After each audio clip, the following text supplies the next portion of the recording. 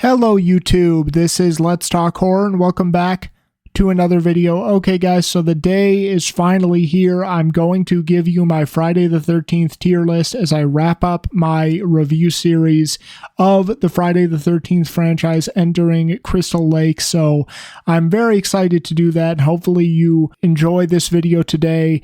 Now I'm going to go over the tiers really quick as we are going to dive right into this. The S tier for me is going to be labeled Stupendous, in honor of my man Trent from Friday the 13th, 2009. Anything in this tier is the creme de la creme of the Friday the 13th franchise. Anything bad I have to say about any of these movies is easily forgivable and easily outweighed by the enormous positive things I have to say about it. A tier is going to be called Ooh, baby. Here, the flaws are a little bit more noticeable. There are some flaws that hold it back a bit, but overall, I still think these movies are extremely solid. The flaws are still pretty forgivable. They just hold it back a little bit. B tier is when the flaws are definitely more noticeable. It's flawed, but solid. And by the way, B tier is going to be called You've Done Your Job Well. And at the end of the day, yes, while flawed, any movie in this camp, my positives do outweigh my negatives pretty confidently. C tier is going to be called No Seconds on Dessert. And that's simply because I could take it or leave it. Anything that these movies do well, there's just as much that I have negative to say about them as I do positive. D tier is going to be called Just Forget It. And at this point, we are talking about movies where my negative feelings do outweigh my positive ones. There are redeemable qualities here and there, but my negative feelings do outweigh my positive ones. And then finally, F tier is You're All Doomed. And anything in this camp, it's the bottom of the barrel. It's anything that I have positive to say about any of these movies is easily outweighed by the negative feelings I have. Anything I have positive to say about these movies is few and far between. So, okay, those are my my tiers that I'm going to be using today. And so now that we've gotten that out of the way, let's dive into my tier list with Friday the 13th, 1980. Okay, and right off the bat, I'm going to put Friday the 13th, 1980 in the A tier, so an ooh baby. I know this is not nearly as beloved as Halloween or Nightmare on Elm Street or some other original movies, franchise starters. But for me, I've always thought Friday the 13th, 1980, despite some flaws, is a very solid film. Betsy Palmer, to me, as Pamela Voorhees, is one of the most underrated and underappreciated slasher villains in slasher history. It's part of the reason why I'm excited about Crystal Lake is to explore that character more. I think it's got some great cozy yet terrifying atmosphere, tension, the feeling of dread. The characters are a bit forgettable, which holds it back, but the kills are great. Those great Tom Savini effects, the great Harry Manfredini score. Yeah, this is a very solid start to the franchise, does a great job at building the world out. Just a very solid start to the franchise that I think is a bit underappreciated. So hopefully next Friday the 13th, you give it a little bit more of a shot. So I'm going to put Friday the 13th, 1980 and ooh baby. It's a very solid Friday the 13th film that, in my opinion, deserves a little bit more love. But up next is Friday the 13th Part 2, guys, and for as much as I will sing the praises of that original film, I'm going to put Part 2 a little bit above it into Stupendous. So it's the S tier, it's the cream of the crop. My major complaint is the plot hole that Jason somehow survived the drowning, or the explanation that Jason somehow survived the drowning. I've never cared for that. I know Sackhead Jason is not everyone's favorite, but I've grown to really appreciate this version of the character. I should say, I really appreciate exploring the psychology of this character. This movie has my favorite final girl in the franchise, Ginny. It does everything well that the original did. It just makes some key improvements, like with the characters. The characters in the original were relatively forgettable. This one, it actually has some of the best characters in the entire franchise, including Ginny. I think it has a better finale overall in Jason's shack than what went on between Alice and Mrs. Voorhees. So yeah, this is an S tier because it does everything well that the original did and improves in some key areas. Even the jump scare, while I think it's a downgrade, is still pretty damn good as well. So the ending jump scare is still a downgrade, but pretty damn good. So yes, Friday the 13th Part 2, easily S tier, quite frankly, despite the stupid explanation of Jason surviving the drowning. I think Friday the 13th Part 2 is a more than damn solid Friday the 13th film. Coming up next, we have Friday the 13th Part 3 in 3D, and this may be controversial to some, but I'm going to put this one in B. You've Done Your Job Well. I do think this is the worst of that original trilogy, but I obviously still think it's solid. And I've told this story before on this channel that when I first saw this movie, I kind of hated it. And over the years, I've warmed up to it a bit, but I've always seen its flaws. I think they sacrificed a lot for the 3D in this movie, and then the 3D just ended up not being very good. The 3D has not aged well at all, and because of the 3D, they didn't care about the acting, they didn't care about any sort of continuity whatsoever. Watch special features of the behind the scenes of this movie. The people involved admitted it. It was all about taking full advantage of the 3D, and because of that, things were sacrificed. The acting takes a huge hit. But with all that said, we have Richard Brooker's Jason. I think he does a great job. This is, of course, the movie where Jason gets his hockey mask. We have one of the better final girls in the franchise in Chris. The rest of the characters are very hit and miss to me, but the kills are great. This does do enough to where as a Friday the 13th film, I think it is solid enough despite its flaws. So Friday the 13th Part 3 in 3D for me, despite some flaws, is going to go in. You've done your job well. Okay, the next one is easy, folks. Friday the 13th Part 4, the final chapter, is going to go in S tier, stupendous. And this is obviously the fan favorite of the Friday the 13th franchise, and for good reason. This is Friday the 13th, a bit darker, a bit meaner. You know, this is the one where Joseph Zito kind of got rid of the cheesier, schlockier tone that even some of the early films had, and this Jason is meaner. Ted White does a great job. We get a good balance of fun, Crystal Lake campers and this nice, wholesome family. I love Tommy and Trish. Obviously, Corey Feldman had a big role in this movie, and he does a great job. I love Trish. Trish is one of the more underrated final girls in the franchise. The finale is good, although I've never been convinced that Jason would be hypnotized by Tommy by seeing a younger version of himself in a similar way that he would be hypnotized by seeing like someone who looks like Pamela, but still a great finale. I do think the Rob angle of the movie is handled a little bit sloppily, and the whole movie builds up to his confrontation between him and Jason, only for him to be immediately killed. But that's really my only complaint about the movie. It's easily an S tier. It's a fantastic Friday the 13th movie. Great job by everyone involved. And up next, we have Friday the 13th Part 5, A New Beginning. And how's this for a surprise, guys? I'm going to have to put it in B tier. You've done your job well. This movie really grew on me in this rewatch. Yes, it's the trashiest Friday the 13th. Yes, it's the sleaziest Friday the 13th. That's to be expected when the movie is directed by a literal porn director. And that is a positive and negative of the film. The nudity goes a bit too far, but overall, I think the kills are great. I really do appreciate them trying to go back to the roots of the franchise and actually have a new beginning. I even think the whodunit angle of this movie is done a little bit better than the original film. And even though I don't think Roy is as good of a character as Pamela, he actually does show up before the final 20 minutes of the film.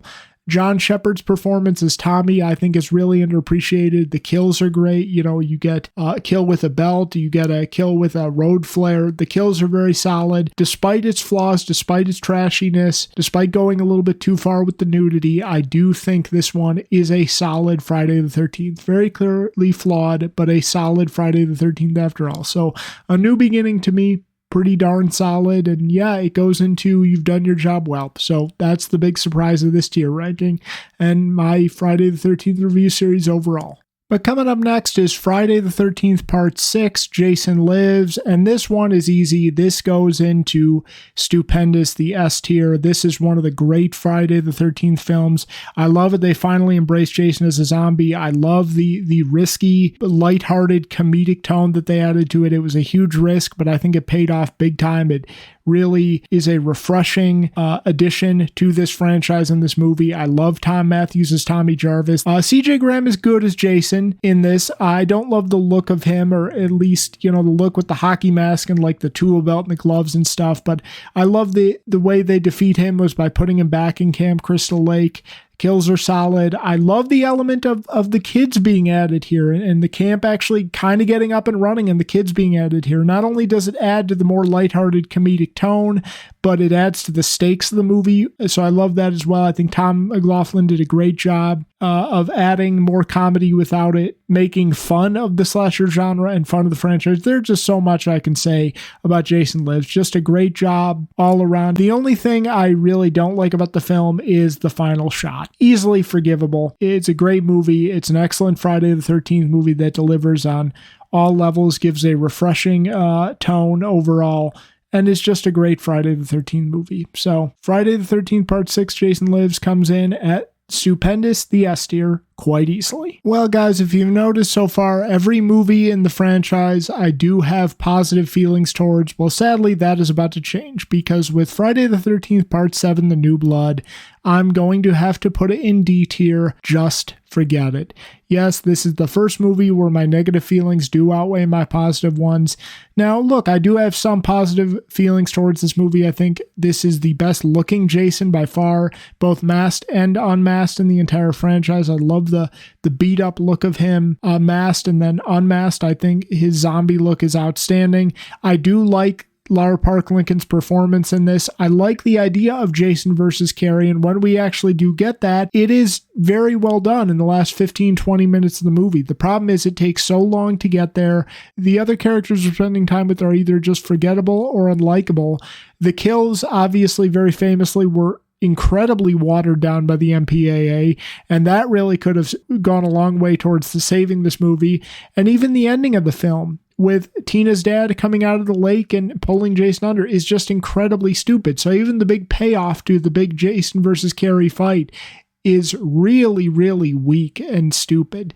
So yeah, overall for me, it can't be saved. Even though I think there are some good things about it as I've laid out here, to me, this is where the franchise clearly started to go downhill, and it's the first movie in the franchise that I have negative feelings about. So Friday the 13th Part 7 goes in Just Forget It in my tier ranking. Well, guys, this next one should be no surprise if you watch my Friday the 13th review series, because coming in next is Friday the 13th Part 8, Jason Takes Manhattan, and I will have no choice but to put that one in F tier. You're all doomed. I think we've hit rock bottom for the Friday the 13th franchise. This has always been rock bottom to me. There really isn't much positive I can say about this movie at all. There's one kill with Julius and the boxing kill that's pretty cool, and we get one shot of Jason in Times Square that's pretty cool. That's about it. This is my one of my least favorite Jasons in the entire franchise. I don't love the look of the character, both masked and unmasked. I don't really love Kane Hodder's portrayal here. I think Rennie is the weakest final girl in the franchise by far. I don't like any of the characters here. And most importantly, this movie is not what it is advertised to be. This is not Jason Takes Manhattan. This is Jason takes a cruise to Vancouver and then is in Manhattan for like 10 minutes. That's about it. And maybe the boat part of the movie wouldn't be so hard to get through if it was actually interesting, but it's just a slog to get through. There's no interesting characters. There's no interesting kills. There's really nothing about this movie I like. So yes, You're All Doomed is a perfect spot for it. The ending of the movie is terrible as well. It makes absolutely no sense. It's borderline incoherent. It's absolutely terrible. The big payoff between the relationship of Rennie and Jason is terrible as well. Jason Takes Manhattan is in You're All Doomed, and I will be very surprised if I ever watched again, or at least anytime soon. Okay, now we enter the New Line Cinema era with Jason Goes to Hell, The Final Friday, and I'm going to put this one in Just Forget It. I do not hate Jason Goes to Hell, obviously, which is why it's not in You're All Doomed, but I have never loved it like some people do. I want to love it like some people do, but I just don't think I'm ever going to get there. I can appreciate the new bold swings it takes. I think it's got great gore.